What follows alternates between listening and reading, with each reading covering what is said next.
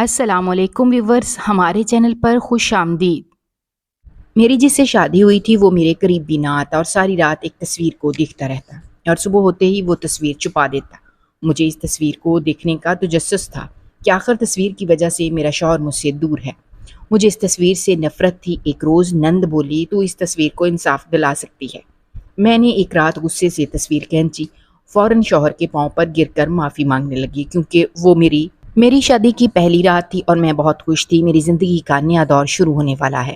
میں جس کے ساتھ شادی ہو رہی تھی یہ میرا دور پار کا کزن تھا۔ مجھے یہ بہت ہی زیادہ پسند تھا۔ میری خالصتاً میری مرضی سے شادی ہوئی تھی، اور پھر میں بھلا کیوں نہ خوش ہوتی۔ مجھے بہت اچھے پارلر سے تیار کروایا گیا تھا۔ میں پور اس کے لیے سجی تھی۔ سب لوگوں نے میری بہت تعریف کی تھی کہ میں بہت پیاری لگ رہی ہوں۔ لڑکیاں مجھے اس کا نام لے کر چڑھا رہی تھیں کہ تمہارا شوہر تمہیں دیکھتے ہی چاروں شانے چت ہو جائے گا، اور مجھے بھی یہی گمان تھا۔ لیکن جو کچھ ہوا اس نے میرے دماغ کو الجھا کر رکھ دیا۔ وہ بجائے مجھے سراہنے کے، میری تعریف کرنے کے، وہ میرے پاس بیٹھا۔ مجھے منہ دکھائی کا تحفہ دینے کے بعد وہ میرے ساتھ بیٹھ گیا اور ایک تصویر لے کر اسے دیکھنے لگا۔ یہ بات مجھے بہت ہی زیادہ حیرت میں مبتلا کر رہی تھی۔ میں نئی نویلی دلہن جو بہت ہی زیادہ خوبصورت لگ رہی تھی، وہ میرے بجائے ایک تصویر کو دیکھنے لگا تھا۔ آخر یہ تصویر کس کی تھی؟ میرے دل میں تجسس جاگنے لگا تھا اور ساتھ ساتھ مجھے غصہ بھی آ رہا تھا۔ پھر اس نے کتنی ہی دیر بعد اس تصویر کو ایک دراز میں ڈالا اور پھر سو گیا۔ اب ہر روز یہی ہونے لگا تھا۔ وہ روزانہ اسی تصویر کو دیکھتے دیکھتے سو جاتا تھا۔ لاکھ کوشش کرنے کے باوجود بھی میں یہ نہیں جان سکی تھی کہ وہ تصویر کس کی تھی، اور میرے شوہر کا اس تصویر کو دیکھ دیکھ کر دل کیوں نہیں بھرتا تھا۔ اب مجھے اس تصویر سے بھی بہت زیادہ غصہ آنے لگا تھا، اور رفتہ رفتہ میں اپنے شوہر سے بھی بدظن اور دور ہوتی جا رہی تھی۔ وہ بہت اچھے انسان تھے، میرا بہت خیال رکھتے تھے، مجھ سے بہت محبت بھی کرتے تھے، مگر نہ جانے کیا بات تھی کہ رات کو وہ 1-2 گھنٹے اس تصویر کو ضرور دیتے تھے۔ مجھ سے بات نہیں کرتے تھے، اس تصویر کو دیکھتے رہتے تھے، تو میرا غصے سے برا حال ہو جاتا تھا۔ مجھے سسرال میں کسی قسم کا کوئی مسئلہ نہیں تھا، کیونکہ میں اکیلی رہتی تھی۔ سسرال میں کوئی بھی نہیں تھا۔ میری ایک ہی نند تھی جو شادی شدہ تھی اور اپنے گھر میں رہتی تھی، اور شادی کے دوسرے دن ہی واپس چلی گئی تھی۔ اس کے علاوہ میرے سسرال میں اور کوئی بھی نہیں تھا۔ میرے شوہر چھوٹے سے ہی تھے جب ان کی امی انہیں چھوڑ کر چلی گئی تھی، اور انہوں نے دوسری شادی کر لی تھی۔ اسی غم میں ان کے ابو وفات پا گئے تھے، اور انہیں ان کے دادا دادی نے پالا تھا، اور اب تو ان کے دادا دادی بھی وفات پا گئے تھے۔ میرے شوہر ہمارے دور پار کے رشتہ داروں میں سے تھے۔ ان کی بہن کے ساتھ میری بہت زیادہ دوستی تھی، اور ان کا گھر ہمارے گھر سے تھوڑا ہی دور تھا، اس لیے بھی ان کا ہمارے گھر میں شروع سے ہی آنا جانا تھا۔ میں نے جب جوانی کی دہلیز پر قدم رکھا تب سے ہی میرے دل میں اس شخص کی محبت جاگ گئی تھی۔ میں انہیں بہت پسند کرنے لگی تھی۔ پہلے تو میں نے اس بات کو پسندیدگی کا نام نہیں دیا تھا، مگر جب مزید کچھ وقت گزرنے کے بعد مجھے احساس ہوا کہ میں اس شخص کے بغیر نہیں رہ سکتی، تب مجھے محسوس ہوا کہ میں اس سے محبت کرنے لگی تھی۔ میں نے اپنی دادوں کو اپنی محبت میں رازدار بنایا تھا، کیونکہ دادوں ان کے رشتے میں نانی لگتی تھی، اور نانوں نے ہی اس کے ساتھ میرے رشتے کی بات چلائی تھی، اور جسے سن کر اس نے کوئی اعتراض نہیں کیا تھا۔ میرے دل میں تو خوشی سے لڈو پھوٹنے لگے تھے کہ میرے دل کی مراد بر آئی تھی۔ مجھے اپنی دادوں پر جی بھر کر پیار آ رہا تھا۔ وہ بہت سنجیدہ سا تھا، اس نے کبھی بھی کسی بات کا میرے سامنے اظہار نہیں کیا تھا، اور میرے سامنے بھی سنجیدگی سے ہی رہتا تھا، اور ضرورت کے مطابق ہی مجھے مخاطب کرتا تھا۔ تب میں اس بات کو اس کا گریز ہی سمجھتی تھی، اور یہ سمجھتی تھی کہ شاید وہ سب کی موجودگی میں اور ابھی ہمارے درمیان کوئی اس طرح کا رشتہ نہیں ہے، اس لیے وہ مجھ سے گریز برت رہا ہے اور مجھ سے فاصلے پر رہتا ہے۔ شادی کے بعد مجھے اندازہ ہوا تھا کہ وہ مجھ سے بہت پیار کرتا تھا، مجھ سے محبت کرتا تھا، مگر یہ جو اس کا رویہ تھا، وہ جب اس تصویر کو دیکھتا تھا تو اس کو دیکھ کر وہ نہ جانے کون سی دنیا میں کھو جاتا تھا۔ اس کی آنکھوں میں اداسی طاری ہو جاتی تھی، اور چہرے کے تاثرات سے لگتا تھا جیسے وہ غم کے سمندر میں ڈبکیاں لگا رہا ہو۔ تب میرے لیے یہ سب برداشت کرنا بہت مشکل ہو جاتا تھا۔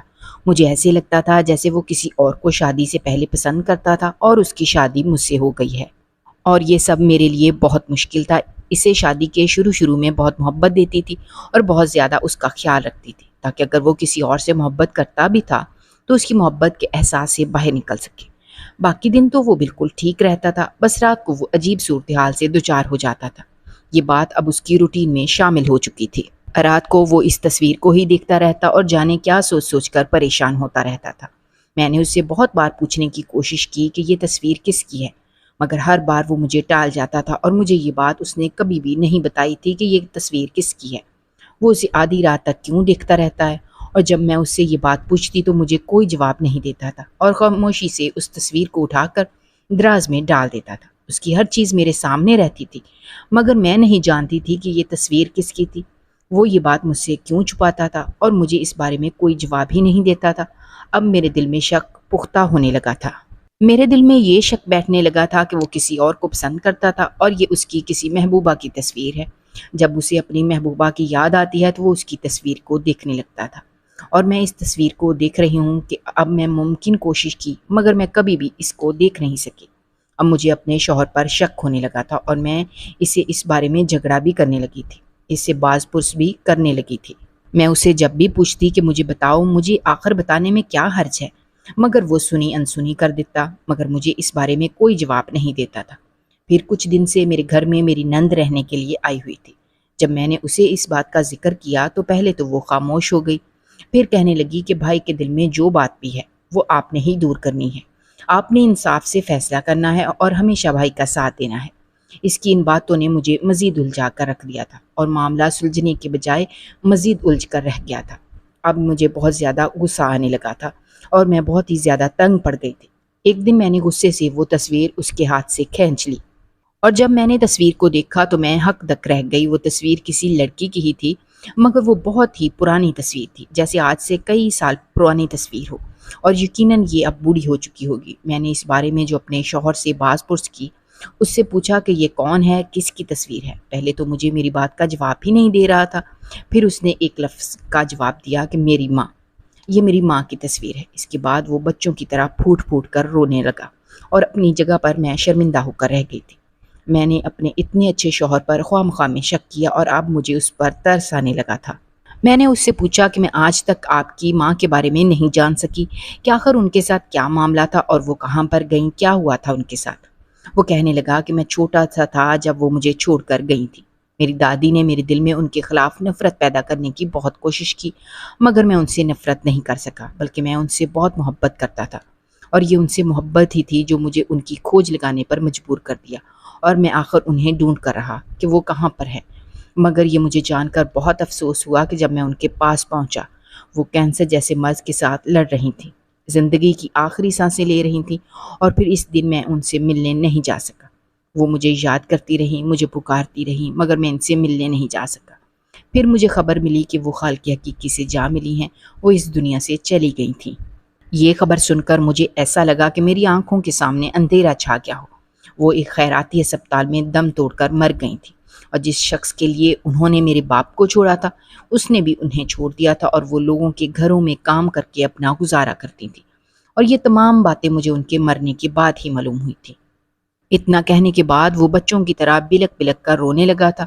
مجھے بہت ہی زیادہ افسوس ہونے لگا، مجھے ایسے روتے اس دیکھ کر بہت افسوس ہو رہا تھا۔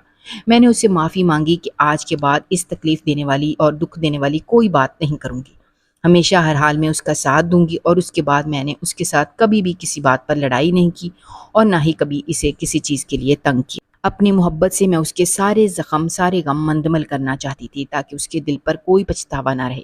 پھر جب 2 سال کے بعد اللہ پاک نے میری گود ہری کی تو 2 جڑواں بچوں کو پا کر وہ جیسے تمام پچھلے غم بھول چکا تھا۔ اب انہیں جیسے پچھلی کسی بات کا پچھتاوا نہیں تھا، اور زندگی کے تمام غم جیسے ان سے دور ہو گئے تھے۔ اگر آپ کو ہماری کہانیاں پسند آ رہی ہیں تو ہمارے چینل کو سبسکرائب کیجیے، ویڈیوز پر کمنٹ کیجیے اور شیئر کیجیے۔ شکریہ۔